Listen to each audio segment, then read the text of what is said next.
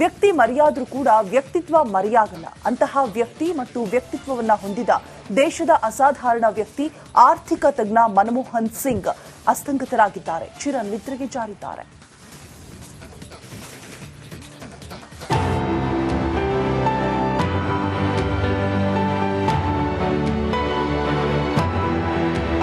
ದೇಶ ಕಂಡ ಅಪ್ರತಿಮ ನಾಯಕ, ಅಪರೂಪದ ರಾಜಕಾರಣಿ, ಸಾಧನೆಗಳ ಸರದಾರ, ಆರ್ಥಿಕ ಸುಧಾರಣೆಯ ಹರಿಕಾರ, ಹಲವು ಜನಪ್ರಿಯ ಯೋಜನೆಗಳ ರೂವಾರಿ ಮಾಜಿ ಪ್ರಧಾನಿ ಡಾಕ್ಟರ್ ಮನಮೋಹನ್ ಸಿಂಗ್ ಇನ್ನು ನೆನಪು ಮಾತ್ರ.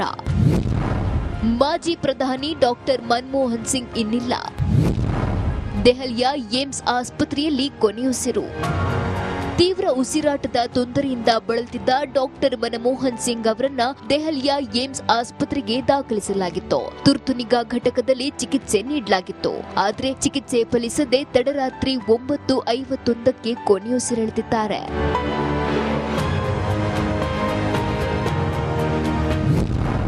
ಡಾಕ್ಟರ್ ಮನಮೋಹನ್ ಸಿಂಗ್ ನಿಧನಕ್ಕೆ ಮೋದಿ ಸಂತಾಪ. ಮನಮೋಹನ್ ಸಿಂಗ್ ಅವರ ನಿಧನಕ್ಕೆ ಪ್ರಧಾನಿ ನರೇಂದ್ರ ಮೋದಿ ಸಂತಾಪ ಸೂಚಿಸಿದ್ದಾರೆ. ದೇಶದ ಪ್ರಧಾನಿಯಾಗಿ ಇವರು ಸಲ್ಲಿಸಿದ ಸೇವೆ ಅತ್ಯಮೂಲ್ಯವಾದದ್ದು ಎಂದು ಟ್ವೀಟ್ ಮೂಲಕ ಪ್ರಧಾನಿ ಮೋದಿ ಸಂತಾಪ ಸೂಚಿಸಿದ್ದಾರೆ. ಮನಮೋಹನ್ ಸಿಂಗ್ ಅವರ ಸಾಧನೆ ಎಂದಿಗೂ ಮರೆಯಲಾಗದು ಎಂದು ಮಾಜಿ ಪ್ರಧಾನಿ ಎಚ್.ಡಿ. ದೇವೇಗೌಡರು ಟ್ವೀಟ್ ಮಾಡಿ ಸಂತಾಪ ವ್ಯಕ್ತಪಡಿಸಿದ್ದಾರೆ.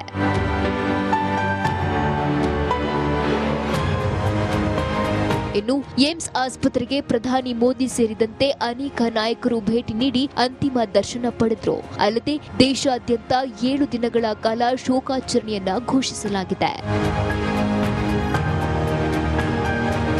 Bureau report, Republic Kannada.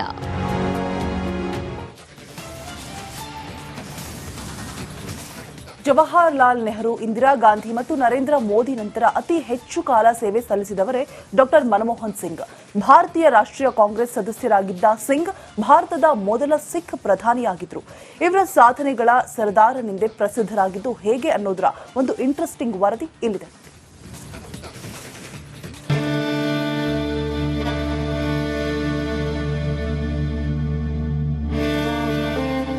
Bharat ಕಂಡ ಶ್ರೇಷ್ಠ ಪ್ರಧಾನಿ, ಜಗತ್ತು ಕಂಡ ಅದ್ಭುತ ಆರ್ಥಿಕ ತಜ್ಞ, ದೇಶ ಮೆಚ್ಚಿದ ಹಣಕಾಸು ಮಂತ್ರಿ, ಅಭಿವೃದ್ಧಿಯ ಹರಿಕಾರ, ಆರ್ಥಿಕ ತಜ್ಞ, ಅಪರೂಪದ ರಾಜಕಾರಣಿ ಮಾಜಿ ಪ್ರಧಾನಿ ಡಾಕ್ಟರ್ ಮನಮೋಹನ್ ಸಿಂಗ್ ಅಗಲಿಕೆಗೆ ಇಡೀ ದೇಶವೇ ಕಂಬನಿ ಮಿಡಿತಾ ಇದೆ. ಅಭಿವೃದ್ಧಿಯ ಹರಿಕಾರ, ಆರ್ಥಿಕ ತಜ್ಞ, ಸಾಧನೆಯ ಸರದಾರ ಡಾಕ್ಟರ್ ಸಿಂಗ್. ಮಾಜಿ ಪ್ರಧಾನಿ ಮನಮೋಹನ್ ಸಿಂಗ್ ನಡೆದು ಬಂದ ಹಾದಿ ಅಂತಿಂತದಲ್ಲ. ಆರ್ಥಿಕ ತಜ್ಞರ ಸಾಧನೆ ಒಂದೆರಡಲ್ಲ. ಮನಮೋಹನ್ ಸಿಂಗ್ ಅಂದ್ರೆ ಅದು ಅಭಿವೃದ್ಧಿಯ ಹೆಮ್ಮರ. ಅವರ ಒಂದೊಂದು ಸಾಧನೆಗಳು ಅನನ್ಯ. ಡಾಕ್ಟರ್ ಮನಮೋಹನ್ ಸಿಂಗ್ ಪ್ರಧಾನಿಯಾಗಿದ್ದ ಅವಧಿಯಲ್ಲಿ ಜಾರಿಯಾದ ಪ್ರಮುಖ ಯೋಜನೆಗಳೇನು ಅಂತಾನೆ ತೋರಿಸ್ತೀವಿ ನೋಡಿ. ಆಧಾರ್ ಕಾರ್ಡ್. ಡಾಕ್ಟರ್ ಮನಮೋಹನ್ ಸಿಂಗ್ ಪ್ರಧಾನಿಯಾಗಿದ್ದ ಅವಧಿಯಲ್ಲೇ ದೇಶದಲ್ಲಿ ಆಧಾರ್ ಕಾರ್ಡ್ ಯೋಜನೆ ಜಾರಿಗೆ ಬಂತು. ಈ ಮೂಲಕ ಭಾರತದ ಏಕರೂಪದ ಗುರುತಿನ ಕಾರ್ಡ್ ಯೋಜನೆಯನ್ನ ಪ್ರಾರಂಭಿಸಲಾಯಿತು. ನರೇಗಾ ಯೋಜನೆ. 2005ರಲ್ಲಿ ಡಾಕ್ಟರ್ ಮನಮೋಹನ್ ಸಿಂಗ್ ಪ್ರಧಾನಿಯಾಗಿದ್ದ ವೇಳೆಗೆ ನರೇಗಾ ಅಂದ್ರೆ ರಾಷ್ಟ್ರೀಯ ಗ್ರಾಮೀಣ ಉದ್ಯೋಗ ಖಾತರಿ ಕಾಯ್ದೆಯ ಯೋಜನೆಯನ್ನ ಪರಿಚಯಿಸಲಾಯಿತು. ಪರಮಾಣು ಒಪ್ಪಂದ. ಡಾಕ್ಟರ್ ಮನಮೋಹನ್ ಸಿಂಗರ ಬಹುದೊಡ್ಡ ಸಾಧನೆ ಇದು. ಸಿಂಗ್ ಪ್ರಧಾನಿಯಾಗಿದ್ದ ವೇಳೆ ಭಾರತ ಮತ್ತು ಅಮೆರಿಕ ಪರಮಾಣು ಒಪ್ಪಂದಕ್ಕೆ ಸಹಿ ಹಾಕಲಾಯಿತು. ಇದು ಭಾರತವು ಪರಮಾಣು ಇಂಧನ ಮತ್ತು ತಂತ್ರಜ್ಞಾನವನ್ನ ಖರೀದಿಸಲು ಮತ್ತು ಅವುಗಳನ್ನ ಮಾರಾಟ ಮಾಡಲು ಅವಕಾಶವನ್ನ ನೀಡಿತು. ಚಂದ್ರಯಾನದ ರೂವಾರಿ. ಇಸ್ರೋದ ಚಂದ್ರಯಾನ ಮತ್ತು ಮಂಗಳಯಾನದ ರೂವಾರಿ ಕೂಡ ಇದೆ ಡಾಕ್ಟರ್ ಮನಮೋಹನ್ ಸಿಂಗ್. ಸಿಂಗ್ ಪ್ರಧಾನಿಯಾಗಿದ್ದ ವೇಳೆಗೆ 2008 ಅಕ್ಟೋಬರ್ ರಂದು ಚಂದ್ರಯಾನ 1 ಉಡಾವಣೆಯಾಯಿತು. ಪೋಲಿಯೋ ನಿರ್ಮೂಲನೆ. ಭಾರತವನ್ನ ಪೋಲಿಯೋ ಮುಕ್ತ ರಾಷ್ಟ್ರವಾಗಿ ಮಾಡಲು ಶ್ರಮಿಸಿದ್ದು ಕೂಡ ಇದೆ ಡಾಕ್ಟರ್ ಮನಮೋಹನ್ ಸಿಂಗ್. ಇದರ ಪರಿಣಾಮವಾಗಿ ಭಾರತ 13 ಜನವರಿ 2011 ರಂದು ತನ್ನ ಕೊನೆಯ ಪೋಲಿಯೋ ಪ್ರಕರಣವನ್ನ ದಾಖಲಿಸಿತ್ತು. ಸಿಂಗ್ ಆಡಳಿತಾವಧಿಯಲ್ಲಿ ಭಾರತ ಫೆಬ್ರವರಿ 24, 2012ರಂದು WHO ಇಂದ ಪ್ರಮಾಣವನ್ನ ಪಡೆಯಿತು. ಜಗತ್ತು ಕಂಡ ಶ್ರೇಷ್ಠ ನಾಯಕ ಡಾಕ್ಟರ್ ಮನಮೋಹನ್ ಸಿಂಗ್ ನಮ್ಮನ್ನೆಲ್ಲರನ್ನ ಅಗಲಿರಬಹುದು. ಆದರೆ ಡಾಕ್ಟರ್ ಸಿಂಗ್ ನೆನಪು, ಅಭಿವೃದ್ಧಿ ಕಾರ್ಯಗಳು ಎಂದಿಗೂ ಅಮರ, ಅಜರಾಮರ. Bureau report, Republic Kannada.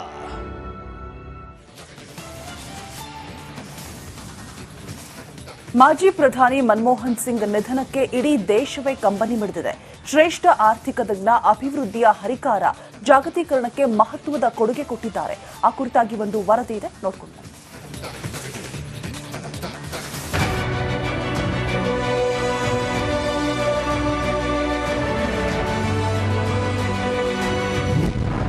LPG ಪರಿಚಯಿಸಿದ ಧೀಮಂತ ಮನಮೋಹನ್ ಸಿಂಗ್, ಜಾಗತೀಕರಣದಿಂದ ಬದಲಾವಣೆ ತಂದ ನಾಯಕ,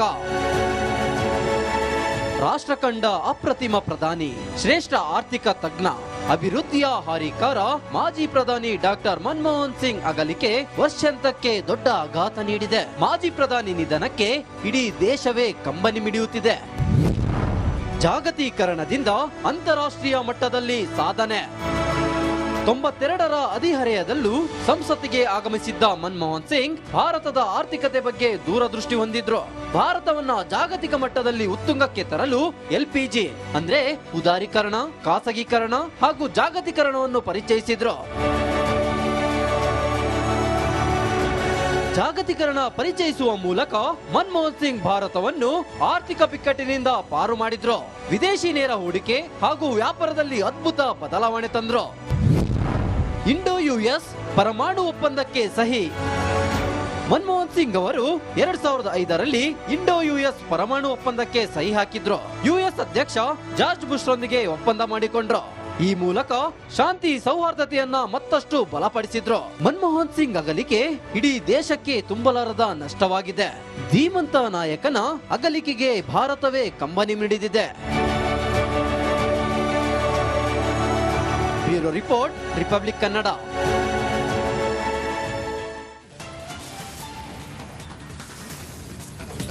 ಶಿಸ್ತು, ಸರಳತೆ, ಸಾಧನೆಗಳ ಶಿಖರ ಏರಿದ ಸಾಧಕ, ಅಪ್ರತಿಮ ನಾಯಕ ಇನ್ನೂ ಬರೀ ನೆನಪಷ್ಟೇ. ಇವರ ಸುಂದರ ಬದುಕಿನ ಒಂದಷ್ಟು ಕುತೂಹಲಕಾರಿ ವರದಿ ಇಲ್ಲಿದೆ.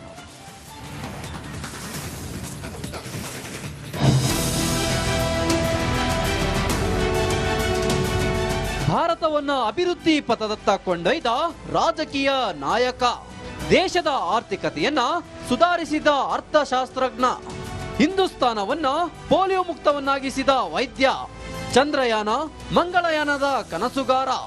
ಇಂಥ ಧೀಮಂತ ನಾಯಕರನ್ನ ಕಳೆದುಕೊಂಡ ಭಾರತ ಬಡವಾಗಿದೆ. ಸಿಂಗ್ ಹೆಜ್ಜೆ ಗುರುತು. ಡಾಕ್ಟರ್ ಮನಮೋಹನ್ ಸಿಂಗ್ 1932ರ ಸೆಪ್ಟೆಂಬರ್ 20ರಂದು ಜನಿಸಿದ್ರು. 1963ರಿಂದ 1965ರವರೆಗೆ ಪಂಜಾಬ್ ಯೂನಿವರ್ಸಿಟಿಯಲ್ಲಿ ಆರ್ಥಿಕ ಉಪನ್ಯಾಸಕರಾಗಿ ಕೆಲಸ ನಿರ್ವಹಿಸಿದ್ರು. 1976ರಲ್ಲಿ ಹಣಕಾಸು ಸಚಿವಾಲಯದಲ್ಲಿ ಕಾರ್ಯದರ್ಶಿಯಾಗಿ ಕೆಲಸ ಮಾಡಿದ್ರು. 1982ರಲ್ಲಿ RBIಗೆ ಗವರ್ನರ್ ಆಗಿ ಸಿಂಗ್ ನೇಮಕಗೊಂಡ್ರು. 1991ರಲ್ಲಿ ರಾಜ್ಯಸಭಾ ಸದಸ್ಯರಾಗಿ ಸಿಂಗ್ ಆಯ್ಕೆಯಾದ್ರು. 1999ರಲ್ಲಿ ಲೋಕಸಭಾ ಚುನಾವಣೆಗೆ ಸಿಂಗ್ ಸ್ಪರ್ಧೆ ಮಾಡಿದ್ರು. ಸಿಂಗ್ ಹೆಜ್ಜೆ ಗುರುತು. 2004ರಲ್ಲಿ ಡಾಕ್ಟರ್ ಮನಮೋಹನ್ ಸಿಂಗ್ 13ನೇ ಪ್ರಧಾನಿಯಾಗಿ ಪ್ರಮಾಣ ವಚನ ಸ್ವೀಕರಿಸಿದ್ರು. 2 ಬಾರಿ ಪ್ರಧಾನಮಂತ್ರಿಯಾಗಿ ಸಿಂಗ್ ಕಾರ್ಯನಿರ್ವಹಿಸಿದ್ರು. 2004ರಿಂದ 2014ರವರೆಗೆ ಡಾಕ್ಟರ್ ಸಿಂಗ್ ದೇಶದ ಪ್ರಧಾನಿಯಾಗಿ ಕೆಲಸ ಮಾಡಿದ್ದರು.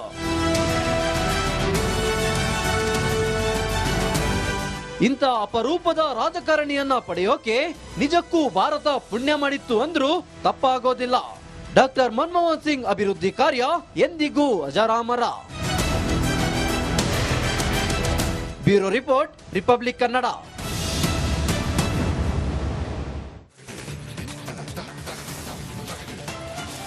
ಶಿಸ್ತು, ಸರಳತೆ, ಸಾಧನೆಗಳ ಶಿಖರ ಏರಿದ ಸಾಧಕ, ಅಪ್ರತಿಮ ನಾಯಕ ಇನ್ನೂ ಬರೀ ನೆನಪಷ್ಟೇ. ಇವರ ಸುಂದರ ಬದುಕಿನ ಒಂದಷ್ಟು ಕುತೂಹಲಕಾರಿ ವರದಿ ಇಲ್ಲಿದೆ.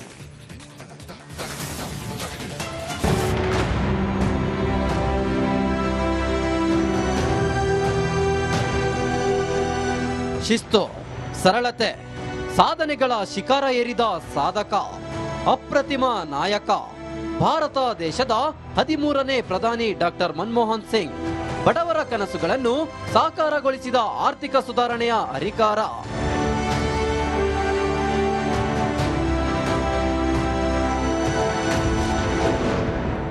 ಡಾಕ್ಟರ್ ಮನಮೋಹನ್ ಸಿಂಗ್ ಬಾಲ್ಯ ಜೀವನ ಹೇಗಿತ್ತು?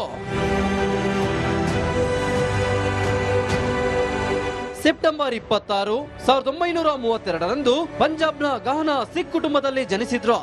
ತಂದೆ ಗುರುಮುಖ್ ಸಿಂಗ್, ತಾಯಿ ಅಮೃತ್ ಕೌರ್ ದಂಪತಿ ಪುತ್ರ ಮನಮೋಹನ್ ಸಿಂಗ್.